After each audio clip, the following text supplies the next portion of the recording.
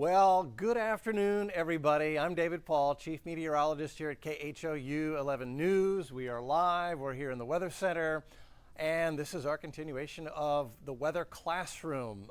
We've been doing this for almost now 3 weeks, coming up on 2.5, 3 weeks.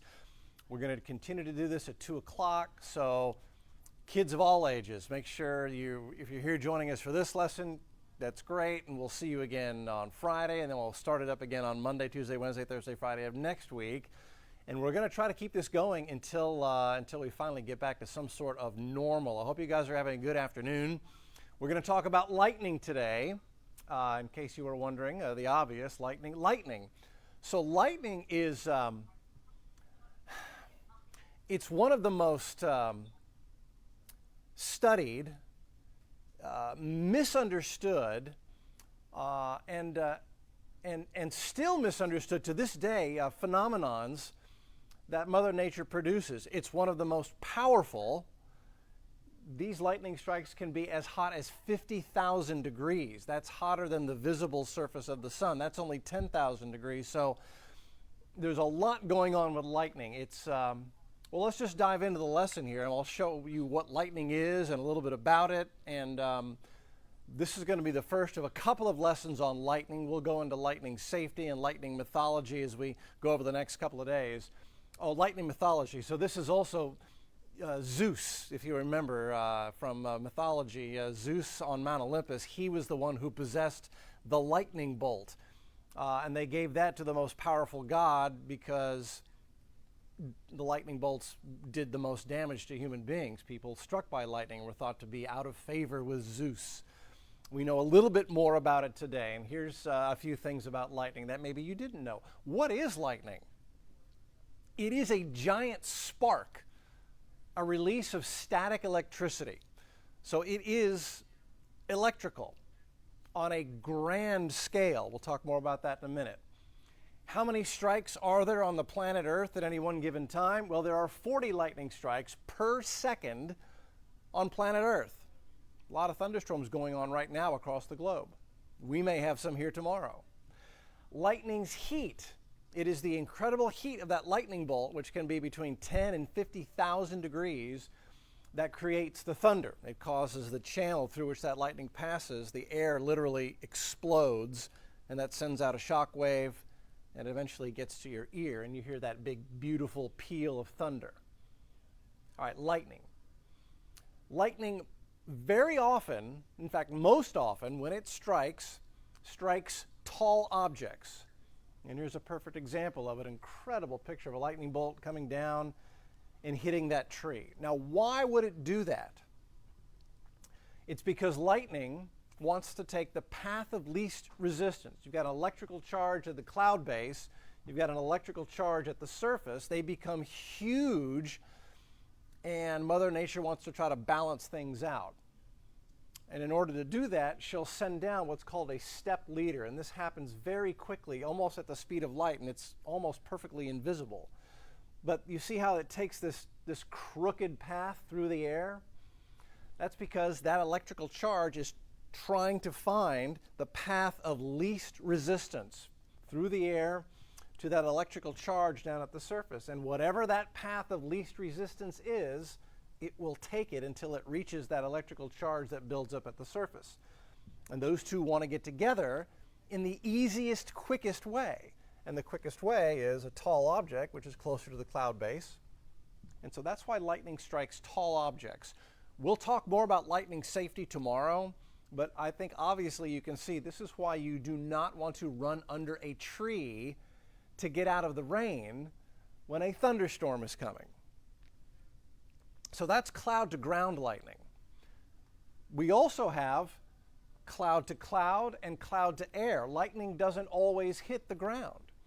Quite often, especially at night, you'll see the cloud flash, but there's no lightning strike or bolt that hits the ground. That's because quite often lightning travels from cloud to cloud. This is a perfect example. Here's a lightning strike that is not going to the ground. It's going back up into the cloud. So you've got perhaps a negative charge here and a positive charge here, and they become very, very large.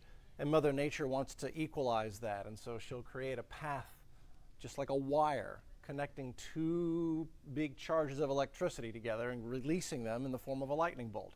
So that's cloud to cloud, and this one appears to be cloud to air. It's just kind of dissipating into the air. That can also happen. It doesn't have to actually hit anything. It is cloud to air. There are some charges here that it is in the process of rebalancing.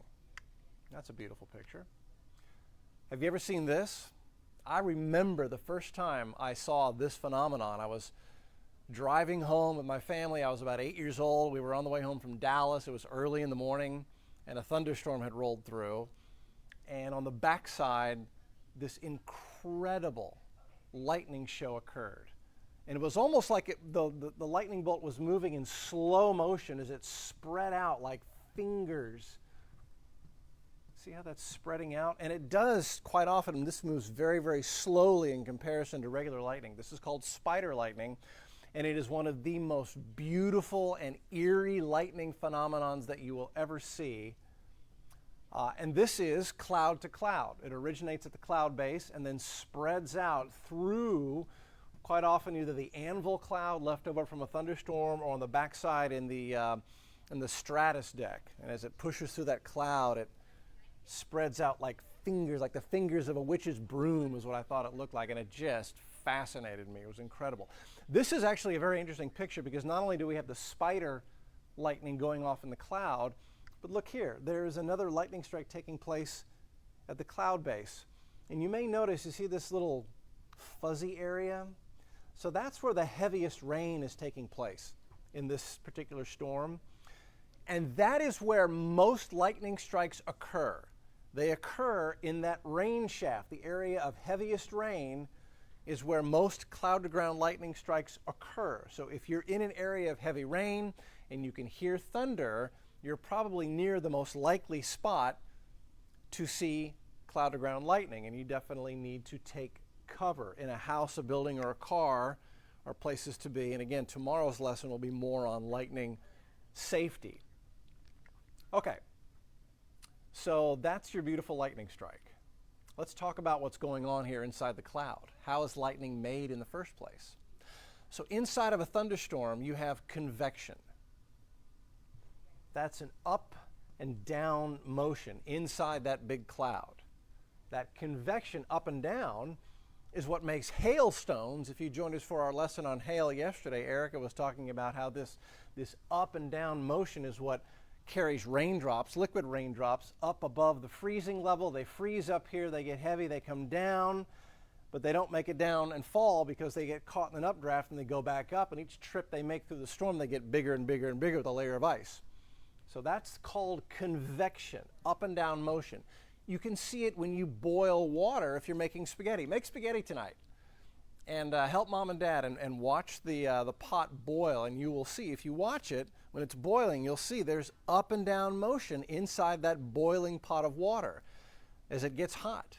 And so that's what happens. We get that convection. So that's what makes hail. It's also what electrifies the cloud and separates the charges, that up and down convection.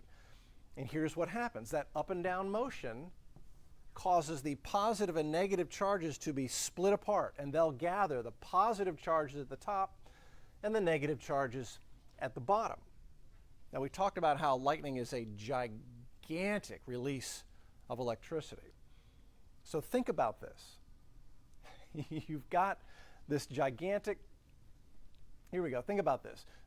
A battery is, what are we doing here? We're about let's be conservative, 2 inches long and a 1/2 inch across. There's your Duracell battery.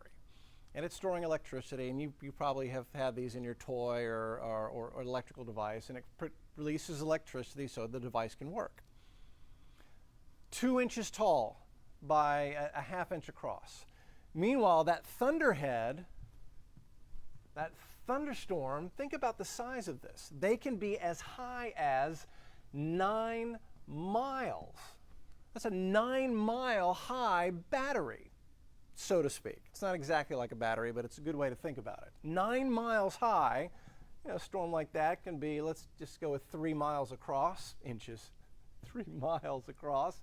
So you have in the atmosphere, in a thunderstorm, a battery, so to speak, that is almost unimaginable how big it really is. So you get these tremendous buildups of positive charges and negative charges, and it's just the forces at work here are very, very large. A lightning bolt can release, you probably, let's see, Back to the Future, 1.21 gigawatts. And it's a lightning bolt that they use to send the car back to the future.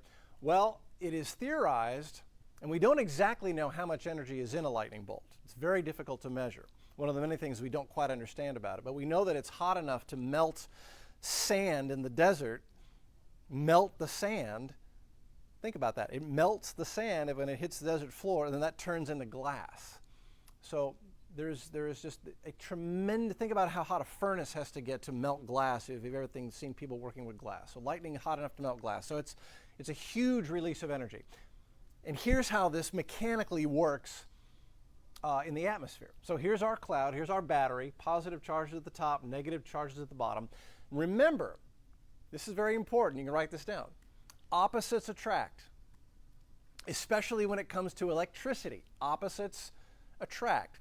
You've played with magnets before. If you click certain ends together, positive and negative end together, they stick together. Positive and negative, they attract.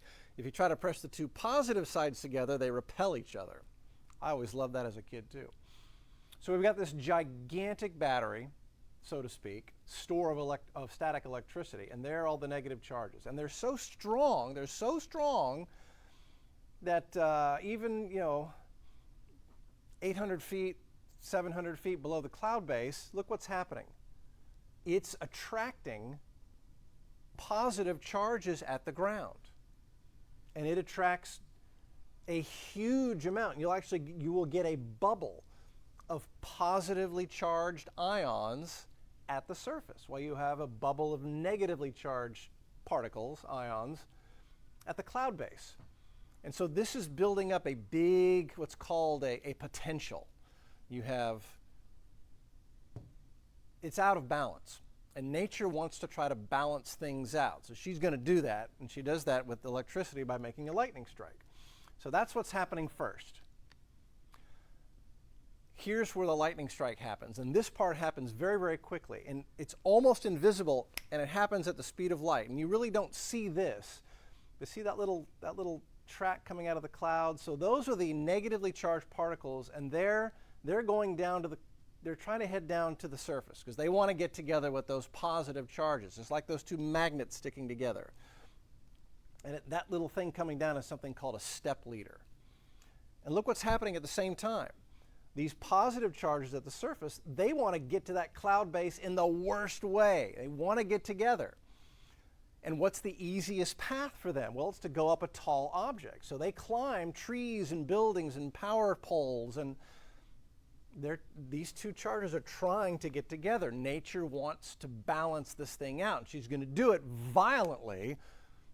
When these two gigantic electrical charges finally do get together, you get that flash of lightning, and there's your lightning strike. And what actually is happening with cloud to ground, even we call it cloud to ground because those negative charges are coming down, but the flash of light that you see is actually these positive charges racing up that channel, that path of least resistance channel. They race up that channel, and when they do that, it balances back out the atmosphere. See, the positive charges get up here, and they balance out with the negative, and so Mother Nature's happy again until the next lightning strike builds up. But it's those positive charges going up that channel that creates the flash of lightning that you see. It actually, part of it is going ground to cloud. And this is the most surprising, most powerful, and most dangerous type of lightning strike. Have you ever heard of a bolt from the blue? Maybe you've heard the phrase, "It just came out of the blue." This is where that phrase comes from. This is the origin of it. So a bolt from the blue, what is that? Well, take a look. I'm going to draw the outline of our storm here. Here's the storm. Here's our storm. There's the cloud base. Here's the storm. Look at where this lightning strike not only is originating from, but striking the ground or a tree or a building. This is coming off the top of the storm. Now, remember, we looked at those negative charges build up at the cloud base. That's usually how it happens. We get negative charges down here. We get positive charges that gather below it for a cloud to ground strike. But remember, opposites attract, and that convection that's going on inside this storm, it separates the charges. So at the top of the cloud, you'll get, instead of negative, you'll get a huge buildup of positive. Now, because the cloud base is close to the ground, you get most of your lightning strikes down here, underneath the heavy rain, because they're closer together. It's easier for nature to get a pathway and have them meet and create those lightning strikes. So these cloud-to-ground strikes are more numerous, and they're much weaker than these positive strikes that leap off the top of the cloud. And that's because, so read this. So bolt from the blue can hit 10 to 25 miles from the parent storm. So while we're building up all these negative charges down here, all these positive charges down here on the bottom, these are all positive, here's all your negative. We're building up a gigantic store of positive electricity at the top of that cloud. And we've got positive at the ground underneath the cloud, but over here you'll get a buildup on each side of the storm, you'll get a buildup of negative charges. And sometimes the potential, the difference between the positive charges at the top of the cloud and the negative charges out far away from the storm, well, Mother Nature wants to balance this out. And when she does this type of balancing, it creates a very violent and powerful lightning bolt. These are the most powerful. These bolts from the blue that have so much energy they can connect 2 points 10 to 25 miles apart are the ones that are as hot as 50,000 degrees. That's one reason why they're so dangerous. But obviously, if you're a person over here and you're standing here and you're like, wow, that storm has moved through. Maybe that thing is 10, 15 miles away, off in the distance. And the next thing you know, lightning strikes right near you. That's a bolt from the blue. You think the storm has passed, but in reality, you're still in range of those positive lightning strikes that come off the top of the cloud. I was victim of this one time. Many years ago, it was a summer afternoon, thunderstorm popped up out of nowhere. I was in my car, I waited it out, I was waiting to get gas. And so the storm moved by. They were moving very quickly. It moved north, and I waited, and it was probably 5 miles to the north. And so I got out, and I was pumping gas. Think about that. So I'm pumping gas, and literally I've got the gas in my hand, the thing, and I'm squeezing it, and gas is flowing in, and I'm watching the storm, and I can still hear the thunder out there, which is a rule you don't want to break. And all of a sudden, out of nowhere, an electrical shock went up my arm and through me, and I felt like a jolt. And there was that snap, instantaneous snap, and then just a huge thunder. And what had happened was, one of these positive, powerful strikes had jumped from that cloud that was 8 or so miles away and hit the metal roof that you find quite often at gas stations. The metal roof had taken most of the energy, the electricity from that lightning strike, was acting like a tree, but some of that energy popped right through my arm while I'm pumping gas into my car. And it crossed my mind that was a moment where there was a lot of potential for a major problem there. So that is one of the many reasons why I remained. It's not that I'm scared of lightning, it's just that I know what it can do. When I became a soccer coach, I made sure if you can hear thunder, if you can hear it, you're still in range of that lightning. If you hear thunder, nope, it's not safe to be out because those bolts can jump, and I mean, it's unlikely that you would be hit, but it can happen. And you know it can happen, and so that's why they shut down the swimming pools or they stop the softball games, because that type of a bolt can be incredibly dangerous, and those are the ones that kill most people. And lightning can kill. So it is something dangerous and something we try to learn more about and study and track.